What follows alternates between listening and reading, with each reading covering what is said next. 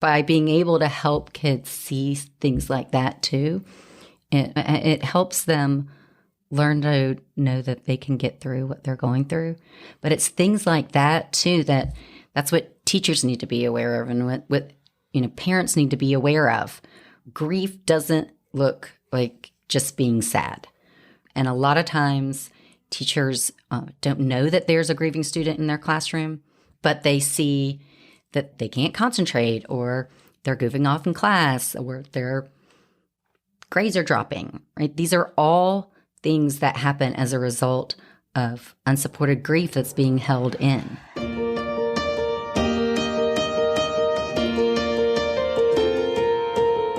Welcome to the Voices United in Education podcast. Each week, we showcase the teachers, administrators, and community members who go the extra mile to contribute to the success of every student in Escambia County. You'll meet the real people behind the titles and learn about the amazing resources to support every student's success. Dealing with loss is never easy. The emotional blow plus the logistical to-do list can leave any parent in survival mode. You do your best to be strong and maintain a routine for the kids, but sometimes it's the routine that fails our also grieving children. Where do you find the support you need for your grieving child? My next guest is the Regional Director of Valerie's House, a Pensacola organization providing specialized grief support for children. Today, she's going to share how their approach is unique, what grief in children looks like, and her own story of healing. Relationship builder, champion for children, Crista Brandt. Thanks for being here. Thank you. Your intro just, reminded me a lot of the caregivers in our program. It's exactly what they're trying to do. Yeah, I think it's important work. And as I was thinking about grief in kids, I was thinking, it's not really existing in a vacuum, and unresolved grief is probably one of those things that can be passed on very easily, because if a parent has unresolved grief, then that's their miscalibrated baseline, basically. And so they might not even see the grief going on in their kids. So that's kind of where I wanted to start us, is sometimes when we have things that are unresolved within ourselves and we're quote unquote fine, right? I'm fine, everything's fine, right? Then we're like, you're fine too, and we kind of, it's like, well, I had to walk uphill both ways to school in the snow with no shoes. You can too. And it just doesn't give anything to that next generation. So what happens as a result of unresolved grief in kids? Yeah, well, a number of things. And, I'll just start with the fact that grief is very individual. And I think society still kind of in general thinks that grief is sadness. And that's just only one emotion or feeling that is actually grief, right? There are so many, many different emotions. And when you're talking about unsupported grief, right? Being unsupported and really just being able to identify what are all of those emotions and why am I feeling this way, and, being able to work through those and get the support. If you don't, many don't realize that unsupported grief is the root cause of so much in society. And a lot with kids, it starts with behavior in school or loss of concentration. And then you see your grades drop, right? And then when your grades drop, then you start to get in trouble, or you can't concentrate. So you're deemed as a troublemaker or a bad student, and things like that then start to transpire because people are putting a label on you, right? And then, from there can lead to risk-taking behavior because you're already deemed a troublemaker, so you might as well. And then the next thing you know, you're dipping into drugs and alcohol as coping mechanisms, and you become an early adult who's, addicted to alcohol or drugs, or, even worse than that, you become incarcerated or in juvie. And these are all the type of things that would happen and can happen, and we see happen more often with kids who are grieving. And so, if those kids go unsupported and they grow up to be adults, the likelihood of them being able to be productive in society and productive parents and productive friends and family members, diminishes. You said it's some of the things that you've been seeing in your organization. If a kid has had unsupported grief for, I don't know, let's say 10 years, right? Something happened when they were real little. Is it possible to give them the support that late and still see a turnaround? Oh, absolutely. So a great success story just on that is the work that we do with PACE Center for Girls. The majority of our programs are run out of our location on Gadsden Street, which is we're right behind Krispy Kreme. So everybody knows where that is on 9th Avenue. It's like the oldest Krispy Kreme in the region. I have no idea what you're talking about. Of course not. But we also do Meet the Kids Where They Are programs. And one of our most successful ones is at the PACE Center for Girls, right? And PACE Center for Girls are often that is their last resort. They've already been tried multiple schools. They've been kicked out of them. They have behavior problems. They come from backgrounds with a lot of tragedy. But a lot of times, every child at PACE Center for Girls has experienced loss. We know that 50% of them have experienced the loss of a close family member, like a parent or a sibling or a cousin, right? Somebody very close to them. And that kicked off just a wave of tragedies.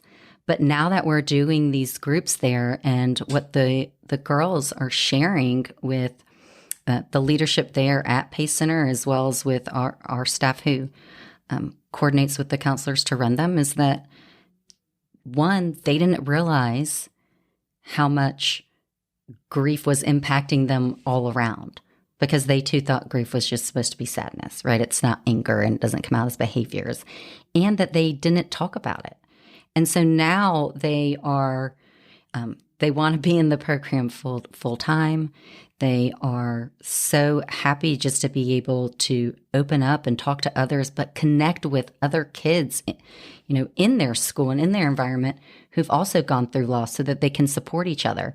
And these are things that are like 5-10 years after, oftentimes. So, it's never too late, right? And the more you can understand about what grief looks like in yourself or in your child, the quicker you can be able to give them the resources they need to, go on to live productive lives and know that grief and loss that they've gone through doesn't have to limit their dreams.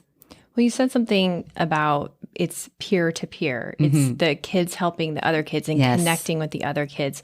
What is it about the peer to peer model that helps kids really overcome the stuck points for them that are caused by their loss? Yeah. When my mom died when I was 11, and I didn't know anybody else who was going through what I was going through, and I didn't understand anything that I was going through. And I thought I was fine to get back, I'm not crying, so I'm obviously fine, which I wasn't, because we didn't understand all the facets of grief, right? And it's messy and it's complex. But I didn't know anybody else who was going through what I was going through.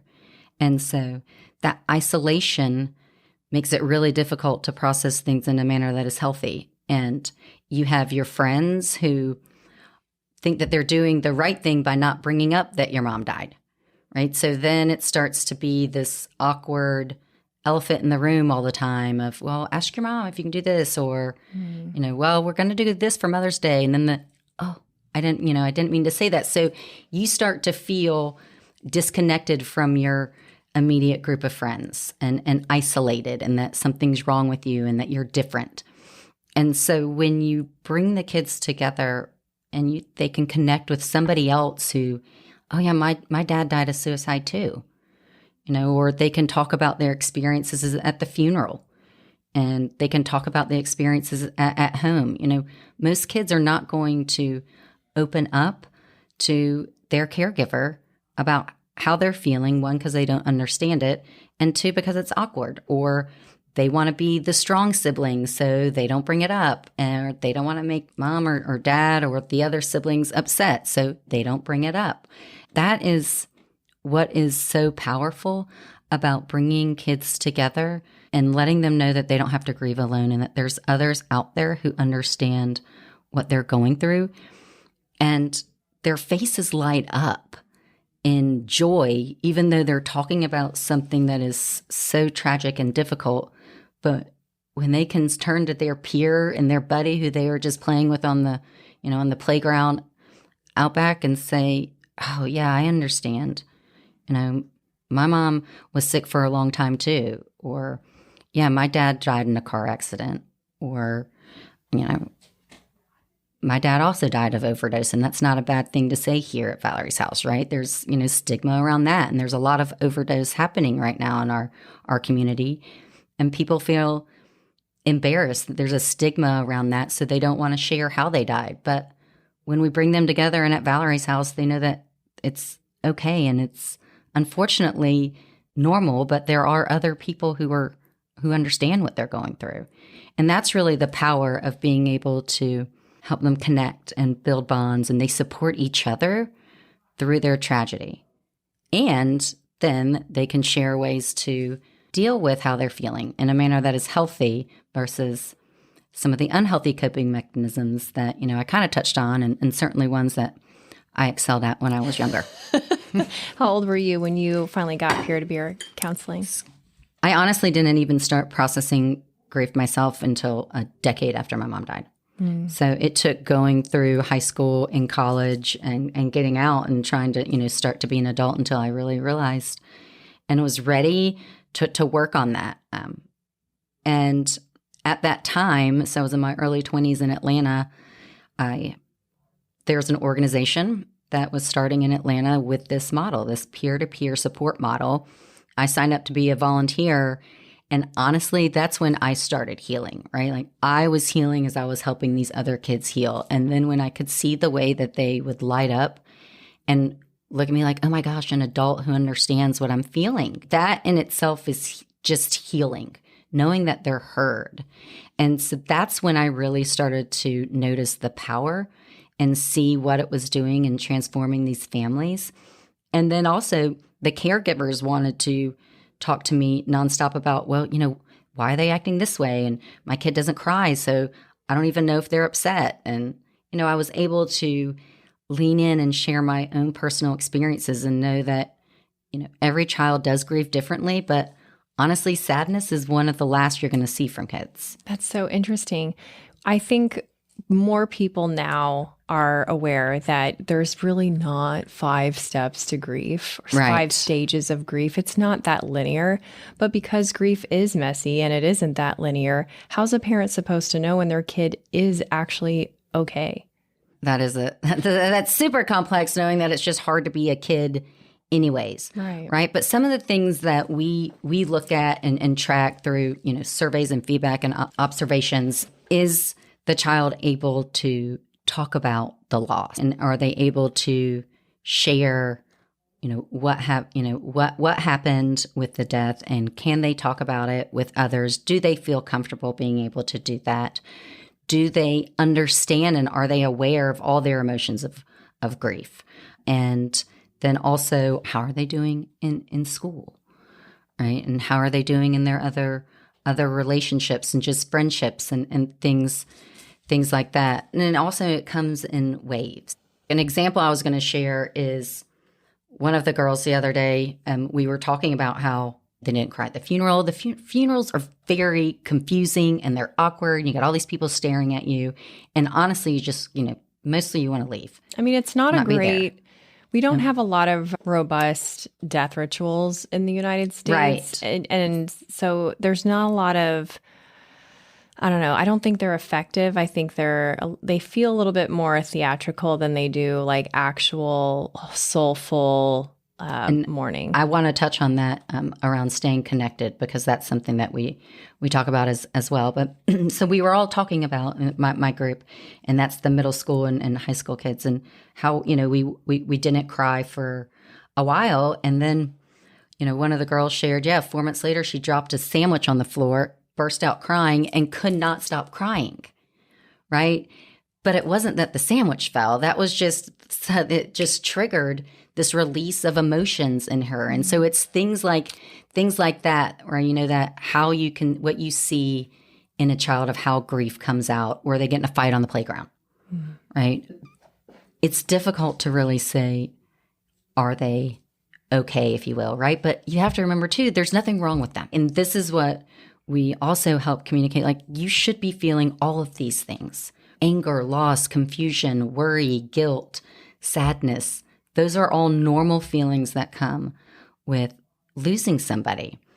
And then by helping them understand those, they'll be able to better identify, I need a timeout, or, start to be able to think about, am I really upset about this? Or am I upset because my mom isn't alive anymore, so she can't sign up to bring drinks to soccer on Sunday? That is major. I mean, what you're talking about is interoception, that mind-body connection of going, I feel upset. What is around me that's causing me to feel that way? How can I self-soothe? I mean, that's like high-level executive function that you're talking about. And so I can definitely see how the grief comes in waves and cycles, and it may be confusing for the parent because it's definitely confusing for the child. Yeah. I wanted to ask you about causes of grief, because when I think about, grief in this setting, in the kind of scholastic-ish area, I think about maybe students who have lost a parent, students who have lost a family member. Sadly, I think about school shootings. But I'm wondering, are there other causes of grief that are less obvious that you've seen at Valerie's house that you feel like we should bring light to? Yeah, so the majority of what we do, at Valerie's house is our focus is around death, right? Because it's closure, that's it, right? It's finite. And so that's kind of our core focus, except when we're doing our outreach programs too, we open those up to, loss from incarceration or loss from abandonment, right? There's a lot of kids in our community who experience that type of loss. Even divorce is a loss.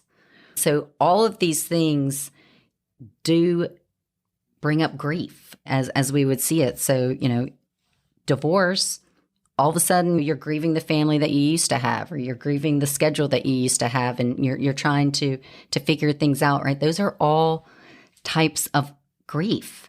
And it is complex. But, even we've seen when somebody's dreams are shattered.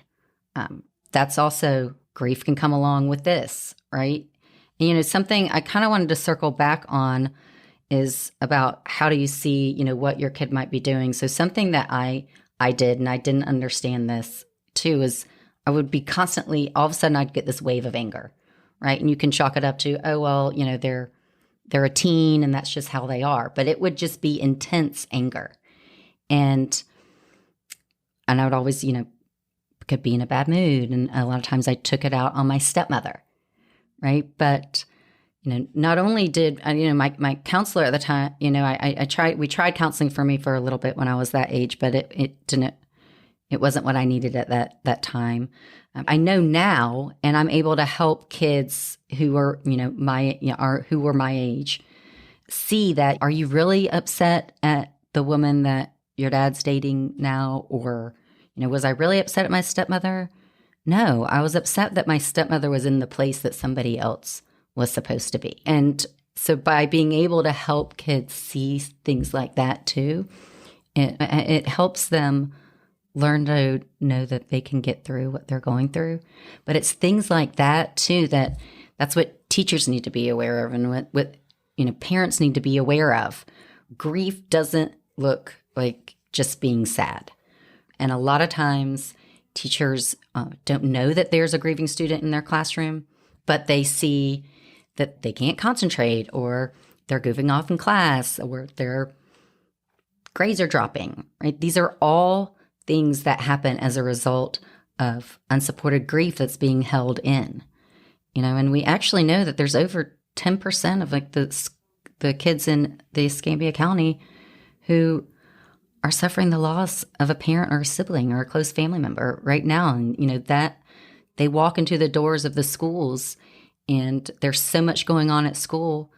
And oftentimes they were very misunderstood. Yeah.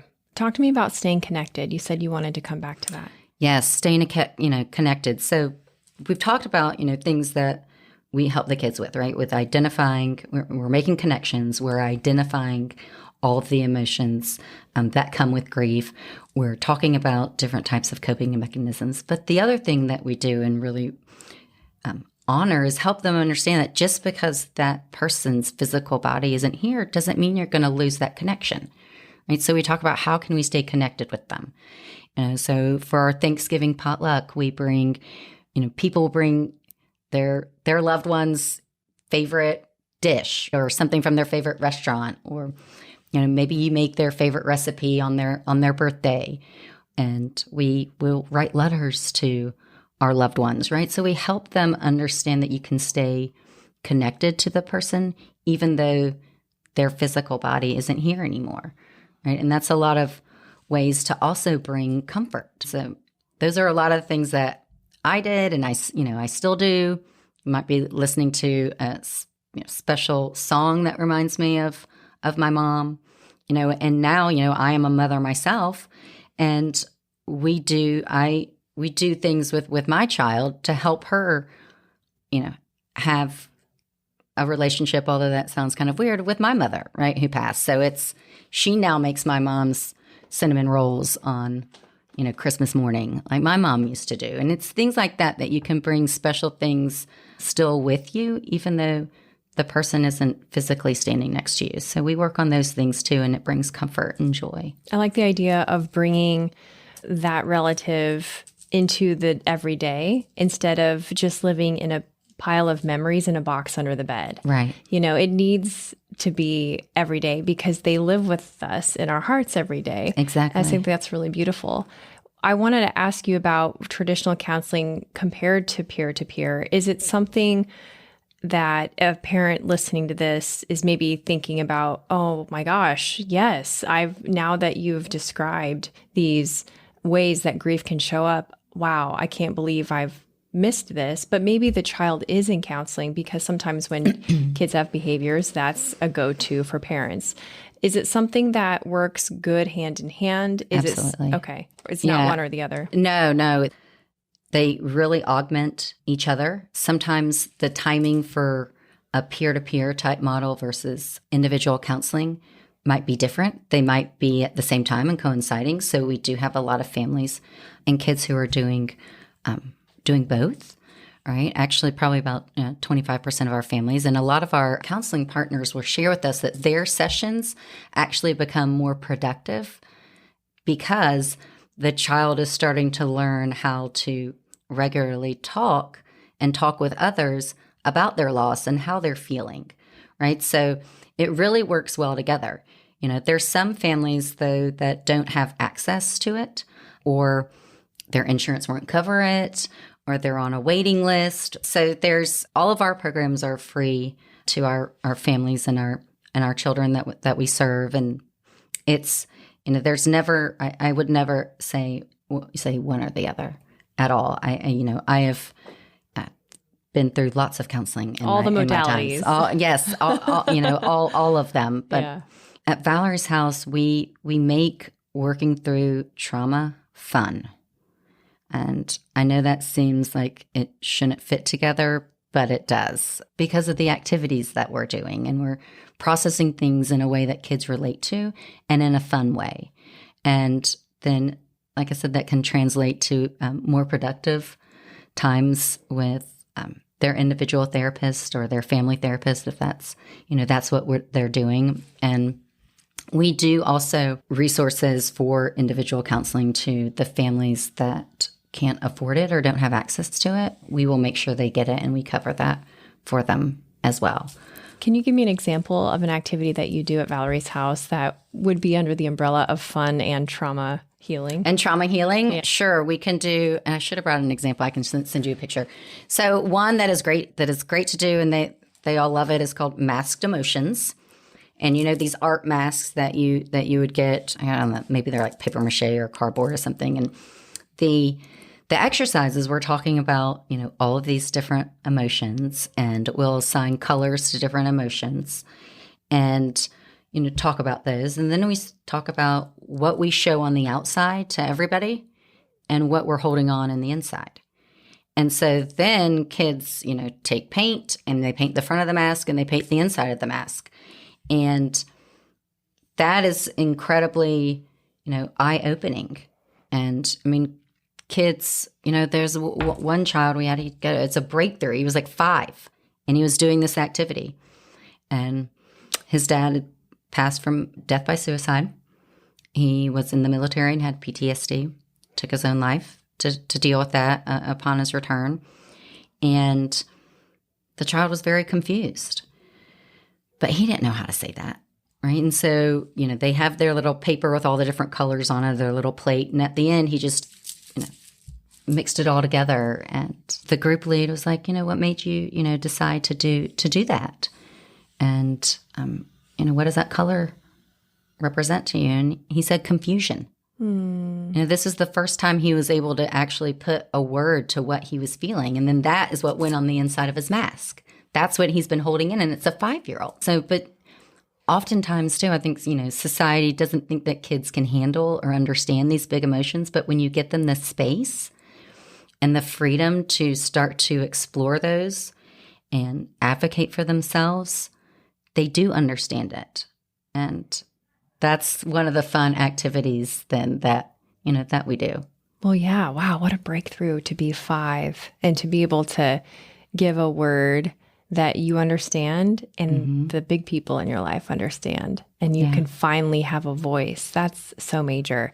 And now he comes to like tabling events with me and he'll be like, let me put my picture right in the front of me doing that activity. It's kind of funny. That's so cute. He's 7, I think 7 or 8 now. So I love that age. So I want to ask before we end today about some of the logistical aspects of Valerie's house and how it works. Like, how can parents, what's their first step to participate in the services that you offer? Yeah, so you can find us at valerieshouse.org/Pensacola. We're also on Valerie's House Pensacola on Facebook, and you can find us that way, or Pensacola at valerieshouse.org is the email. And generally what happens, we do get referrals from all over the place, but you self-refer and you can just call us and we can, get a little bit more information. And then there's obviously information that you would need to fill out, but you come for an intake and meet some of us. And an intake is one-on-one? An intake is one-on-one. So you come and meet with our program manager and Jenny, and then you also, and sometimes our program coordinator, who is Ivy, actually both former school teachers within Escambia County School District, or myself, or one of our more seasoned volunteers, and we do tours.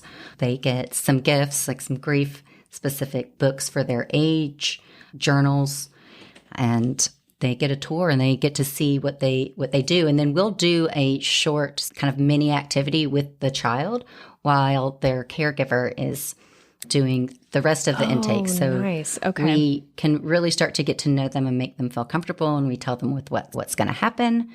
And then they get assigned to a group night. Each family and child who's enrolled in the program comes 2 times a month. And at group, the caregivers stay. Right. So the caregivers are meeting at the same time the kids are meeting. So the first thing we do is dinner and playtime. And then we separate into the age-specific groups and we do one of the activities that we just talked about.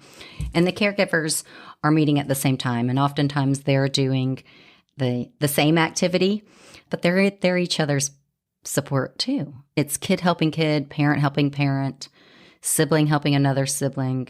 It is all of us coming together to support each other through just, terrible circumstances, but we become a family. And we always say the Valerie's House family, and it's a place of joy and it's a place of fun, even though the reason we're all there is tragic. And sometimes there's, a lot of big feelings and heavy things being discussed. There's a lot of laughter going on. We also do a lot of family fun events as well, just to continue to bring that community together so they can support each other. I love that. So you really are coming together as a community, not just for the purpose of, hey, we need you to act right, little Johnny, but we're true healing, true community that goes beyond the certain age or the certain season of their life. That's really beautiful. And we serve ages 5 to 18. But if there's a younger sibling, we also will take, care of that child during group night. And there's no limit on like time limit between when the death happened and coming to Valerie's house, right? So we have people who come in, within a month or 2 months after experience a loss, and we have others who it's been 5 years because they're just now finding out about us. But there is no timeline, and that whole stages of grief thing, actually, that was all created based on something else, and then kind of got translated into grief and loss. So it's not linear. You never kind of graduate from grief, right? You grow with it, and then you go through waves. So I still grieve the loss of my mom. It just looks different. And now I always say, I can grieve without pain, but that doesn't mean that I'm not sad sometimes, but I'm not in pain. And, now, I know that I'm taking the tragedy that I went through and making it a gift to another child so that they don't have to go through some of the things that I went through in my, early and, long years of unhealthy coping mechanisms. I can't think of a better form of closure than to help somebody else with their healing. Yeah. That's pretty significant. Thank you so much for sharing. Well, thank you for having me. And, we're here to support the district and all the families and parents and grieving kids out there. And just find us on the web or on Facebook. And thank you so much for having us. Thanks for listening. Be sure to subscribe and share. Voices United in Education is a production of Escambia County Public Schools.